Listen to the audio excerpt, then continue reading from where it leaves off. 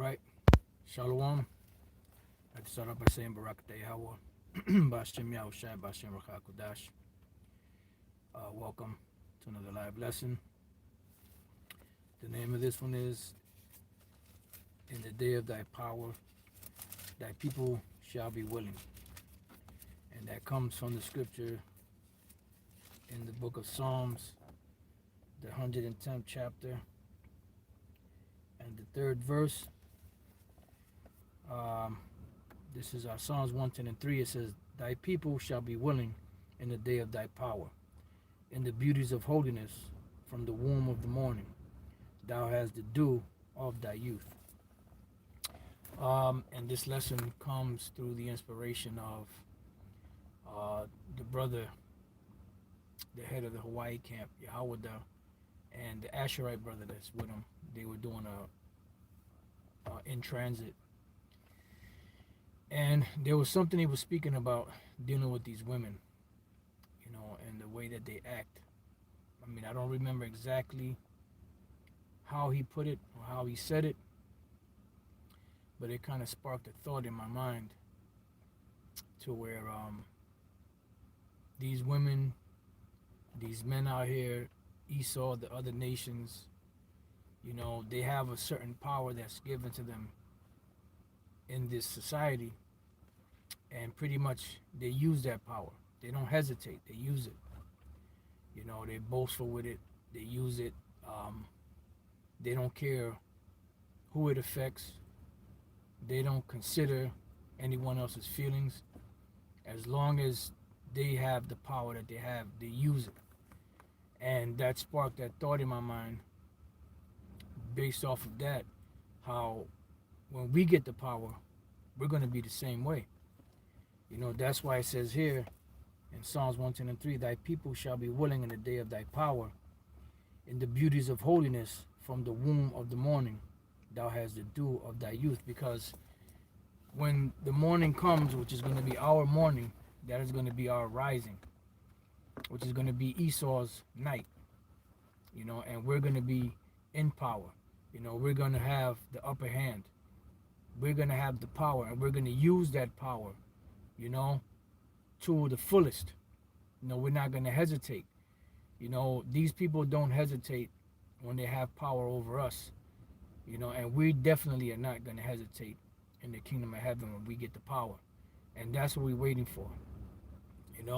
See, we can't do, even though we know the right thing to do, we know that these things in the society are wrong, there's nothing that we could do about it. That's why we have to be subjected to this madness, even though we know that it's wrong, but we can't do anything about it. It says Ecclesiastes 7:7, surely oppression maketh a wise man mad, and a gift destroyeth the heart. So the scriptures also tell us in Ecclesiastes 1:18, it says, for in much wisdom is much grief, and he that increaseth knowledge increaseth sorrow. So we already know how the world should be, and we know that it's the way it is because, it has to go down this route, but knowing how a righteous world is supposed to be run, it vexes us when we see the way that things are run in this society. And in this society, the more demonic you are, the more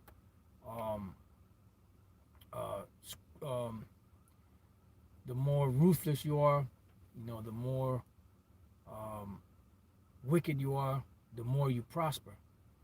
And that's why Asaph, mentioned that in the Psalms, that I was envious at the wicked, because I saw their prosperity. But what he didn't understand at the moment, until he came into the sanctuary of the Lord, is that the Most High set these devils up in slippery places. It's just like you have a crown in a kingdom or a throne, but the throne that you're sitting on, you got to keep adjusting yourself because the throne keeps sliding. And if you don't keep adjusting yourself, that throne's going to slide to where it's going to fall to the bottom of that hill or that mountain.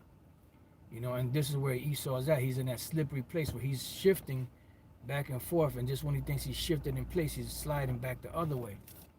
So this kingdom is movable.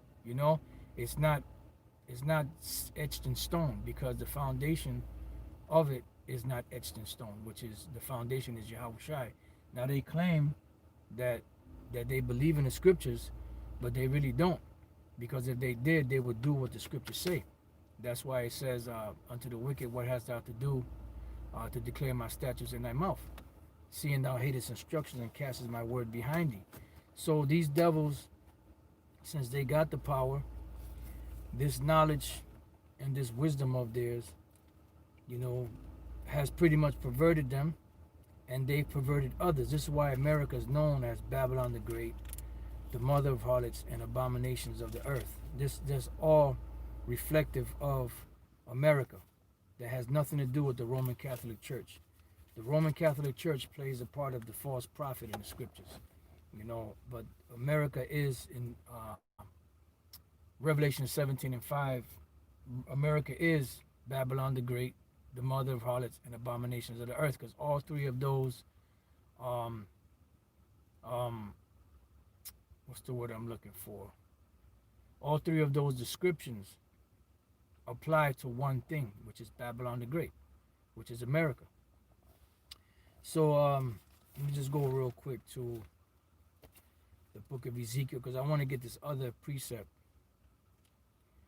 dealing with these women out here that are using and abusing this power that was given to them. And they really stick it to the man in this society, boy, especially the Israelite man, beginning with Judah. This is Ezekiel 28 and 3. Behold, thou art wiser than Daniel. There is no secret that they can hide from thee. With thy wisdom and with thine understanding, thou hast gotten thee riches, and hast gotten gold and silver in thy treasures. By thy great wisdom and by thy traffic hast thou increased thy riches, and thine heart is lifted up because of thy riches. And that's why these international banking families are so proud, because they have the world's goods. They have everything. They have more than heart can wish. They've done all manner of abominations. They've murdered people. They've genocided people. They've done all kind of stuff around the earth, and nothing has happened to them. So they think that the Most High is on their side, but that's part of this slippery places that the Lord put them in. I want to jump down to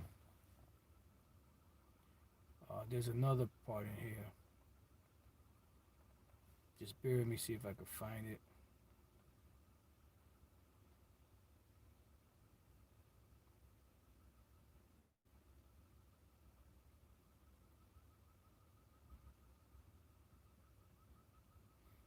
There we go. Verse 17. It says, "Thine heart," excuse me, "thine heart," excuse me, "thine heart was lifted up because of thy beauty. Thou hast corrupted thy wisdom by reason of thy brightness." And that is the left hand energy, of of Esau, by the so-called Salakia.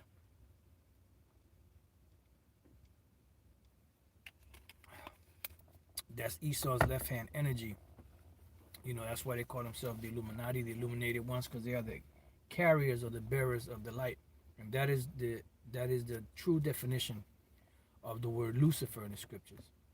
And why are they known as Lucifer? Because they have the wisdom of this world, But what they're doing is, instead of doing the right thing, they're doing the wrong thing, because they can't do the right thing. So it says, let's read that again. It says, "Thine heart was lifted up because of thy beauty.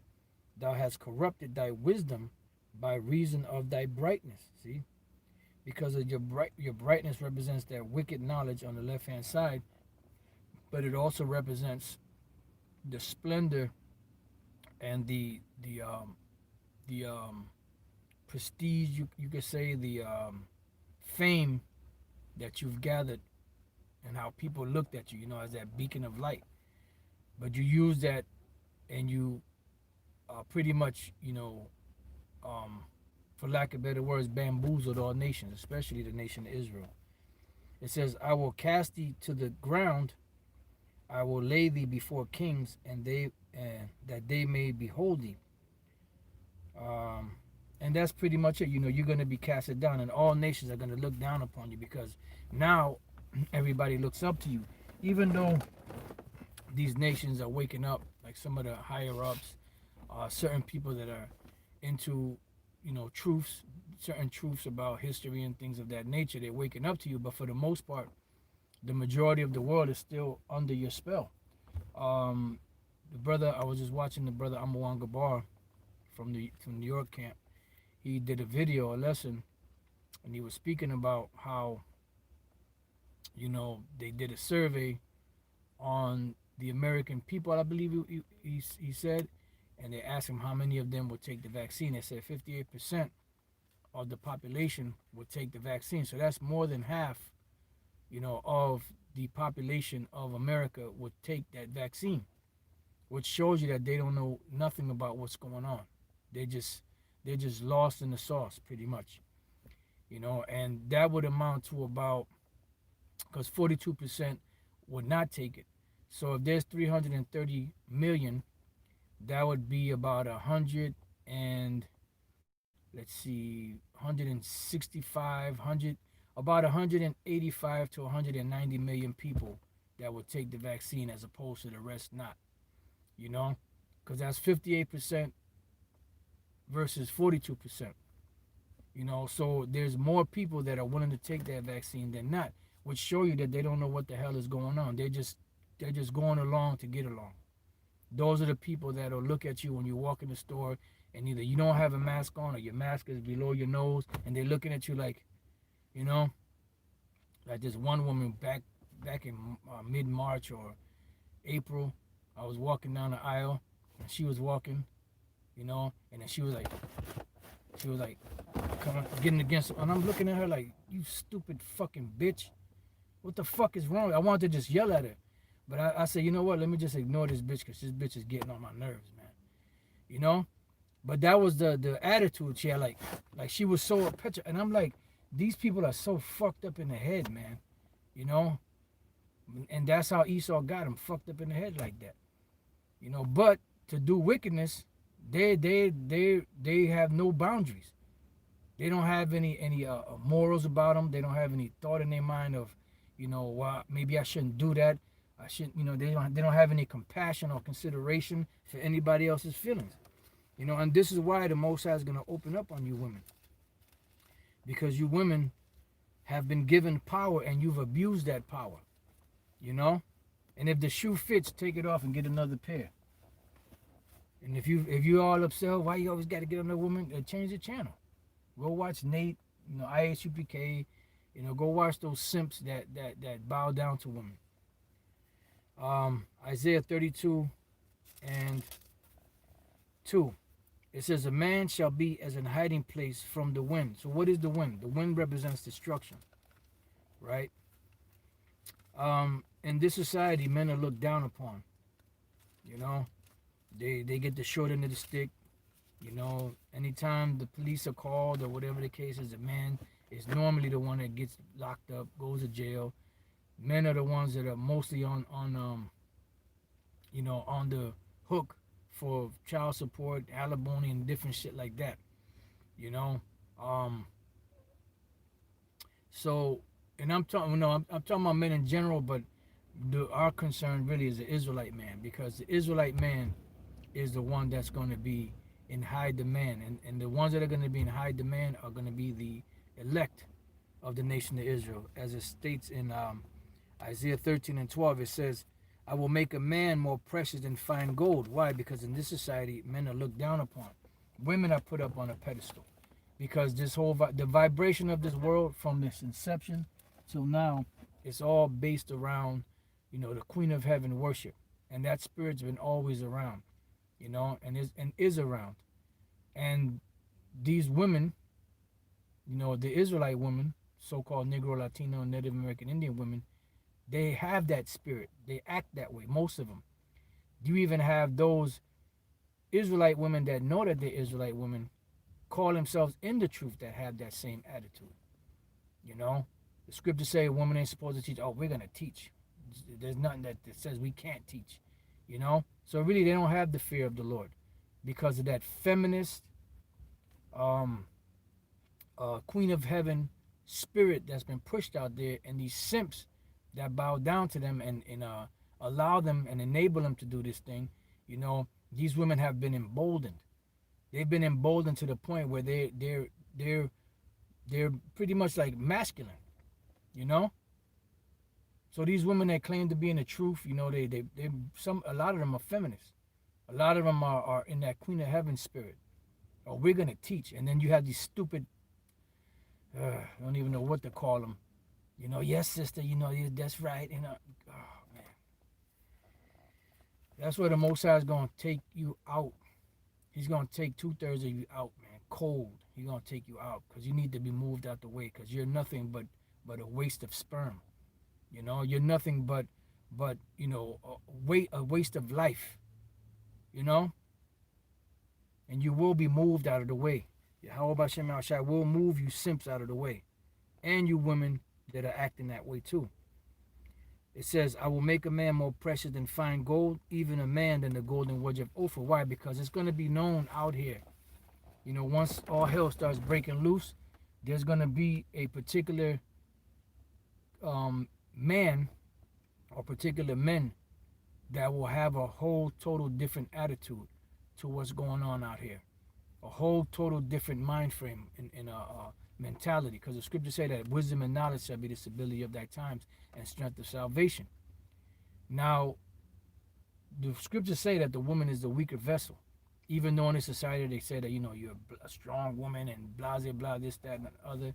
But when it all goes down to it, when all hell starts breaking loose, women normally run up under a man, you know, to get protection. So the Lord is going to shake this place during the time of Jacob's trouble, where women are going to be seeking a place to be protected from this wind, from this destruction that's coming, from the devastation that's coming, from the famine, and the just the plagues and the pestilence and things that are coming to this earth. Because the Lord is going to put a different spirit out here. This all fun and game, having a good time, talking shit, scoffing at the men of the Lord, doing whatever the hell you want to do, being a slut, a whore, a bitch, a homo, all of that shit is going to stop. It's going to be put to a halt.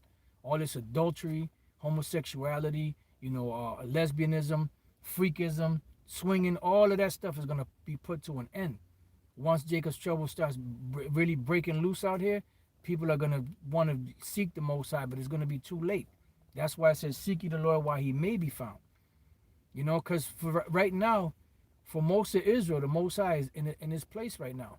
And like he said, I will go and return to my place so they acknowledge their offense. In their affliction, they will seek me early. So right now, the Most High, his spirit is here, but it's really only here with the elect, the ones that are awoke. The rest of these people, the Lord ain't with them. That's why they dying horrible deaths. That's why they're getting shot. That's why they're losing, their lives and all that, because the Lord ain't with them.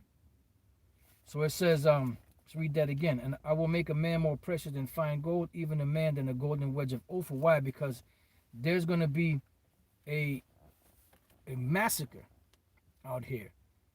And truth be told, this society teaches teaches these women, to get with a man that's going to be nice to them, but women don't want that. Women, really what women respect is power. And how do we know that? Because when you go back to Genesis, Eve, what piqued Eve's interest? Because she was, the serpent was saying certain things, and she was like, she was coming back at him. So what really piqued her interest? When he said, no, you will not surely die, but you will be as gods, knowing good and evil. So she looked at when she heard the power, that's really what piqued her interest. And that's really what women want.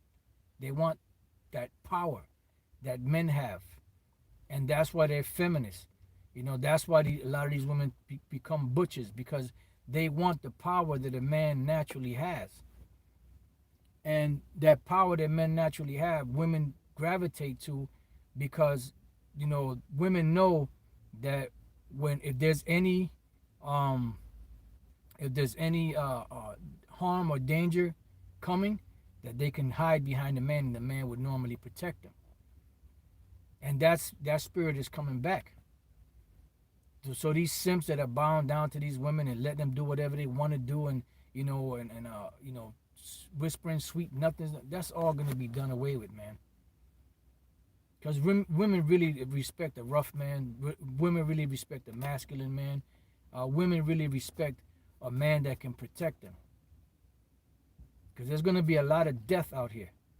There's going to be a lot of death out here. Wait till these devils really start putting their claws in. They're sinking their teeth in, but wait till they really put that cobra clutch on the world. Then you're going to see a whole different attitude from these women. You're going to see a whole different attitude from these people. You're going to see that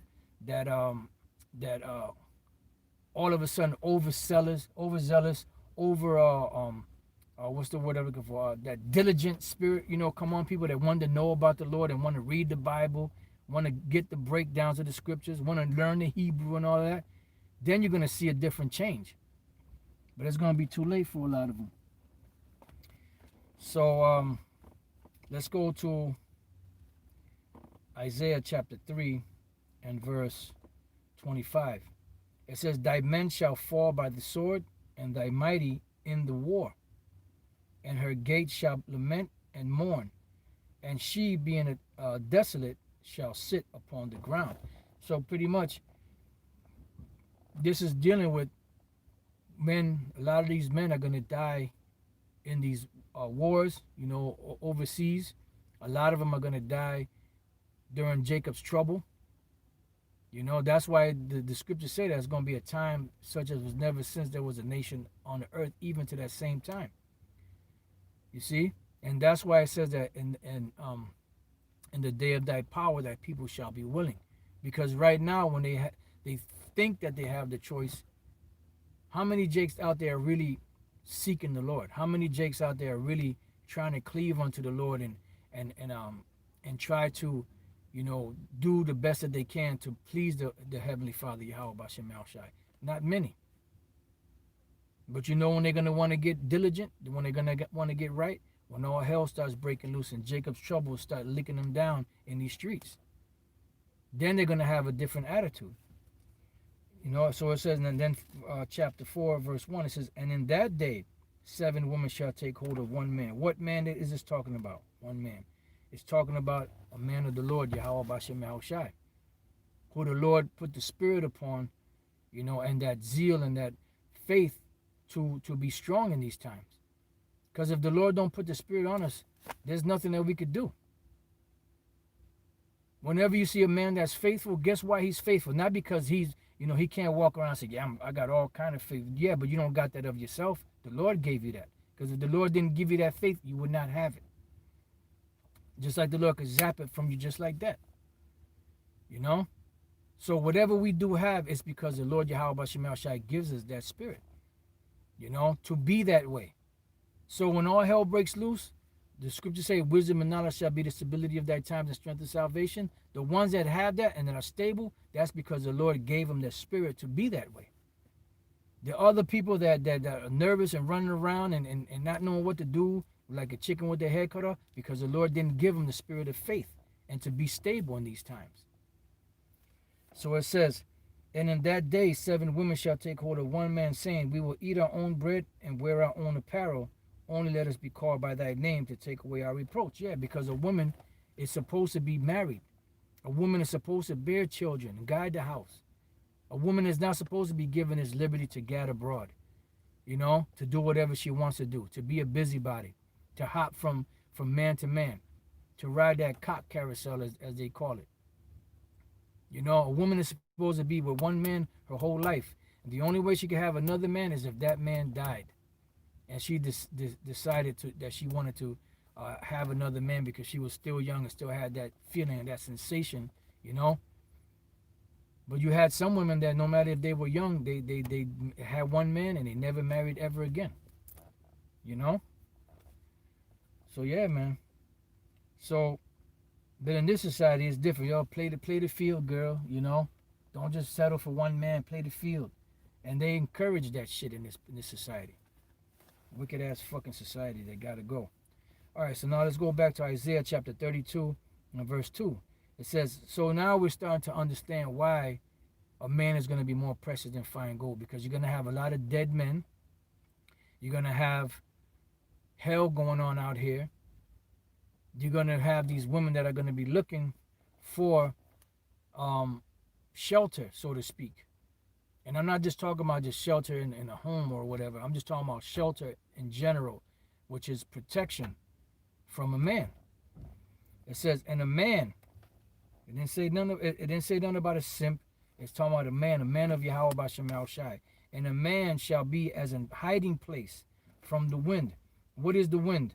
The wind is devastation, destruction. When there's ever high winds, what are people normally doing?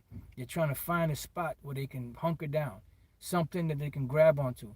Normally a building, a tree, something that can shield them from that wind that's coming.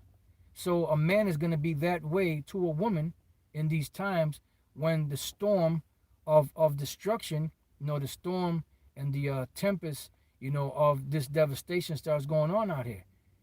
And women are going to need a man to cleave onto, for protection. It says, and a covert from the tempest. Yeah, same thing, a covering from the tempest. It says, as rivers of water in a dry place. Yeah, because a man of the Lord, Yahweh Bashem Al Shai, is going to be like rivers of water in a dry place. Because when people are in the desert, what are they looking for? They're looking for water. Why? So that they can drink, because they're thirsty. So these women are going to look for those things, those necessities. And they're going to be looking to a man. They're not going to be looking to this bullshit feminist spirit. They're not going to be looking to what Esau's been saying to them, or what these other stupid hoes that bought or drank that Kool-Aid are saying to them. They're going to cleave. They're going to look. They're going to see. They're going to see that there's certain men out here that are not being affected by what's going on, and they're going to want to see. They're going to want to know, how can they be down. They're going to want to know how they can be down, man. How can I be down? You the flyest thing in the... No, I'm just inside joke. But it's the truth, man. I'm laughing about it, but it's the truth, man. And that was like the thought that came to mind while the brother Yahweh and the Asherite brother, they were teaching, in transit. That's the thought that came to mind. Like, these people, they have a power that's given to them in this society, and they use it, they abuse it. But when the time, but the thing, the right thing to do, which is worshiping Yahweh Bashem Al Shai, that to them is like, I'll get to that when I get to it, because it's not a priority, because it's not precious. Remember, when we go back to the time of Samuel, before Samuel came on the scene, it said that the word of the Lord was precious in those days. Well, the word of the Lord is about to be precious again. Because they're pushing in different countries, about banning the Bible, the teachings of the Bible, because it's dangerous, so on and so forth, whatever the case may be. So that spirit is going to keep being pushed out there, that Antiochus Epiphanes spirit. One thing we don't really speak about a whole lot that happened too was during the time of the Babylonian Empire. They burned all our records too. It wasn't just Antiochus Epiphanes that did that. Those Babylonians did it too. That's why Ezra was praying to the Lord to put the spirit on him to be able to write it back down, because the Babylonians had destroyed and burnt our records. The Torahs and all of that. So in these times, the word of the Lord is going to be even more and more precious. That's why it says, and wisdom and knowledge shall be the stability of thy times, and strength of salvation. The fear of the Lord is his treasure. See? So the Lord is going to open up that treasure chest to those that fear the Lord, and feed them out of that treasure chest, so that they can have the gold nuggets and the silver nuggets and all the precious stones in the form of this knowledge, to be stable in these times. And guess what women are gonna do when they see that power? They're gonna float to it. Just like Eve was like this, like with her mouth open when I mean the scriptures don't say that, but I'm just painting a picture of of it, how when the serpent, which was an actual man, told her that that she would pretty much be like gods, knowing good and evil, which is what reflects of it's a reflection of power. And that's what women want. They want that raw power. And when all hell breaks loose, guess what? These women are going to be looking for a man to protect them from this hell. That's what we read in Isaiah 32 and 2 again. And a man shall be as an hiding place from the wind, and a covert from the tempest, as rivers of water in a dry place, as the shadow of a great rock in a weary land. They're going to be looking for that shade, that protection, man. But right now they have a total different attitude, They have that feminist attitude that I can do, that I can do bad by myself, that I'm independent, I'm this, I'm that, I'm the other, I'm a strong black woman, or I'm a strong Latina woman, or I'm a strong Native American Indian woman. But we're going to see in that day. Because the scriptures say, thy people shall be willing in the day of thy power. And the Lord is going to give us power, because it says that the fishers are going to be turned to hunters. Remember, Yahweh Shai had the power. He gave the disciples power, which later became apostles. The apostle Paul had power. When he said that they took handkerchiefs from him and healed the sick just off the handkerchiefs that the apostle Paul had. So the Lord's going to give us that power, because we're going to need something in these times. The scriptures say that when the enemy shall come in like a flood, the Spirit of the Lord is going to lift up a standard against them. So the Lord is our protection. He's going to give us everything that we need in these times. So hey, man, it's gonna be real. It's gonna get real out here. And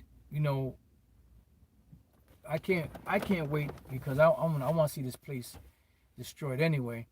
But I just want to see the look on these people's faces that talk so much shit, about what we speaking about and what we prophesying. Just to see the look on their faces, that stupid look, and that stupid way that they're gonna try to explain their way out of it. They just gonna have that dumbass look on their face. And with us, we ain't even gonna have to tell them we told you so. We praying that the Lord keep that spirit on us, and that the Lord protect us, and put that spirit on us in that day to be those men. Yeah, man, it's gonna get bad out here. It's gonna get real bad out here. So that same attitude that these people have, using that power, abusing that power, we're gonna have it, but on the right hand side, because the scriptures also say in Isaiah 61 that we're gonna boast ourselves in the riches of these nations, and that's in the kingdom. But when we get that power, we're gonna be arrogant towards these people, because right now they got the power and they're arrogant towards us. So with that, I'm gonna leave it there. The Spirit hits me, later on to do another lesson. I will. I just kind of wanted to get that point out, from building off of the brother's lesson, or the brother's lesson out there in Hawaii. Our saying is, strike while the iron's hot. So if the Spirit gives me something else to go into, I will. At this point, I'm gonna leave it there. And Lord's will, your brothers were edified. Until the next time I say shalom.